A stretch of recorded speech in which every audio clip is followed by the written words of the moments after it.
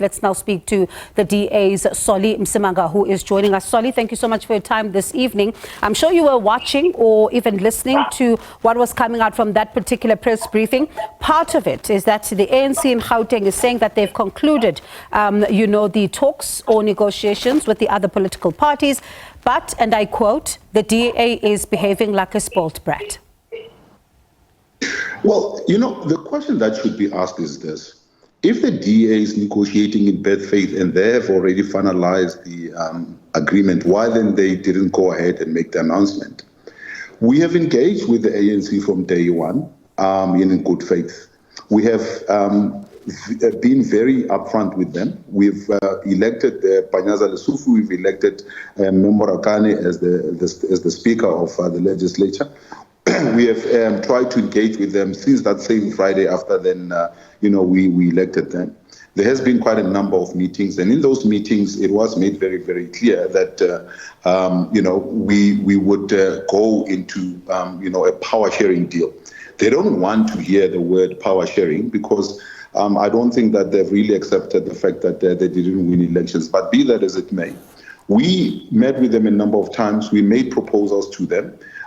They said that they were not accepting our proposals initially, and now they coming and then saying that the DA is actually then spoiling, while the DA said that you cannot have 34% and the next biggest parties bring in 27%, and you want to hold on to 7 cabinet positions and only give 2 to the second biggest party. That is something that we said that we were not really ready to move on. And this is where we are, and this is what we have been saying to them up to today. So when somebody says that we're engaging in bad faith, I don't know what it means, because in the morning we met with them. They said to us that they will meet with us again at 4 o'clock. 4 o'clock came and went. 5:30, do we then read from the media that there is going to be an announcement of the cabinet? This while we're waiting for them to then engage with us. Now you tell me who's engaging in bad faith. Solly, let me try to then get clarity on this one. You're saying that 2 positions were being offered to yourself, 7 positions. Were these positions going to go towards ANC MECs, or were they going to go to other parties as well?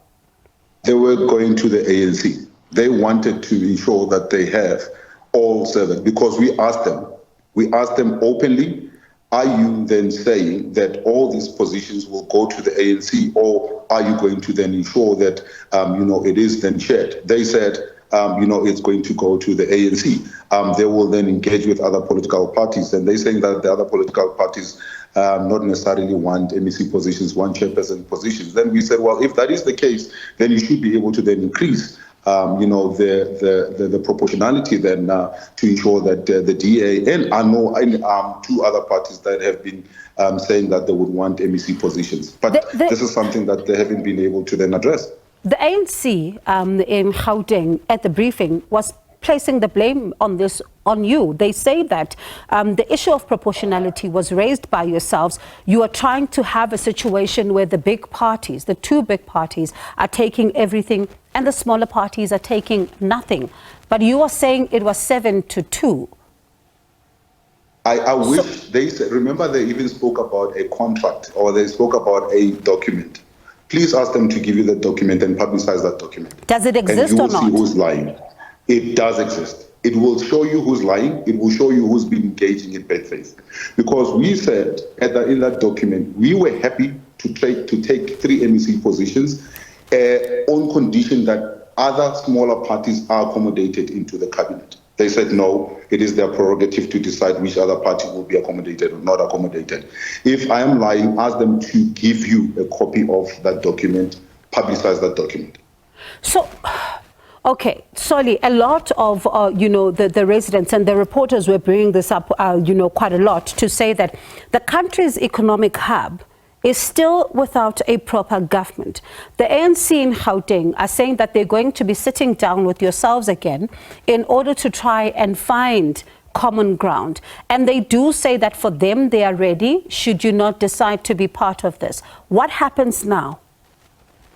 We have been ready to be part of a government of provincial unity. As I said to you, up to today, myself and my provincial chairperson, Fred Nell, we left a PEC, our own provincial executive committee meeting, in the middle of it because we only got a call at about 10:30 to come and avail ourselves at 12 o'clock. At 12 o'clock, we were at that meeting. We got there, we gave our counter proposal to the initially, they wanted to give the DA one MEC position plus 2 chairperson portfolios, and we said that doesn't fly. It's an insult. We then they moved then to 2, and then we said, but still that doesn't fly. And this is why we then proposed that we have 3 MEC positions.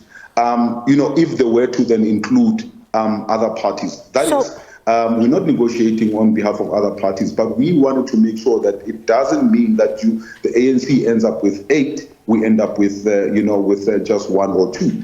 We wanted to make sure that the views and the wishes of the voters are actually then accommodated. And I wish somebody will come and say that I'm lying, because we have a recording of it. So can I then ask that maybe you also make that document available to us so that we are also able to see that particular document? Is that a possibility? Because it's a draft that exists between the two of you. Well, the thing is, they spoke of the document. We can make it available, but I'm saying, if they are saying that, that document doesn't contain what we are saying, I'm saying that they must make that available. But can we get it? Pardon me, sorry, Solly, for coming in there. Can we get an undertaking, though, that if they don't give us that document, you give us the document? We will. All right. So what would then, as you say, 3 MEC positions? For the other smaller parties, how is the DA looking to spread this out, and the ANC? Let's give a makeup here. So you have 11 positions. So you have a premier plus 10 positions, 10 executive positions. We are saying that, we were happy to take 4. The ANC takes 6 if we didn't have any other parties that will be coming in.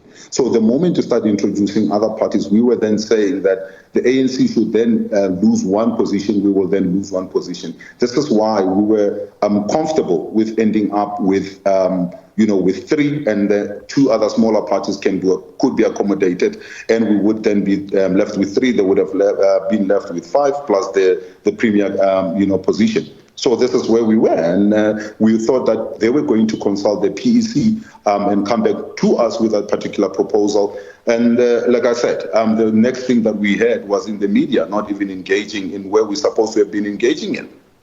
All right, Solly, let's see then what happens in the next 24 hours, because they say that come what may, tomorrow there will be an announcement of the Gauteng Executive Council. And of course, we'll reach out to them for that document. If not, we'll then come to yourself. But thank you so much for your reaction to what is taking place here. And this, of course, is against the backdrop earlier of the announcement that the Gauteng Executive Council announcement, which was due to be made this afternoon, has now, in fact, been postponed to tomorrow. It was due, in fact, at 7 o'clock this evening. So let's see then what happens, if tomorrow there will be that announcement, or are we still going to be seeing more of these negotiations?